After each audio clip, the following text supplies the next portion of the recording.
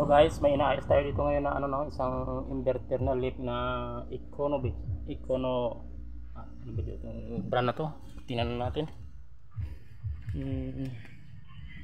Econabe pala. Econobe man natin yan. Econabe inverter Panasonic. Yan guys. Okay na to, no? Yan, gumagana na yan sa 0.8 amperes yan. Yan, umugong na ang compressor.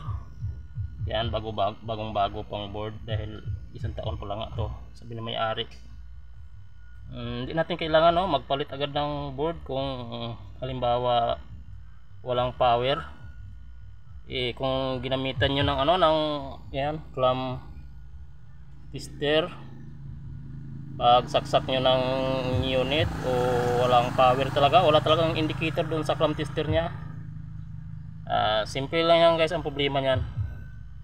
Na-test nyo na lahat dyan na pisa sa board na yan, okay naman.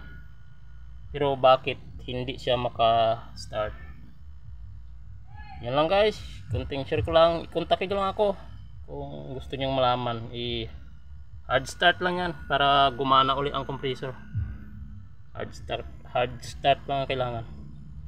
Gumagana na yan guys. Malamig na yan. Mabilis pala ito palamigin ng mga inverter. Mabilis siya maglamig. Kakasaksak ko lang, ilang minuto pa lang lamig na agad sa loob.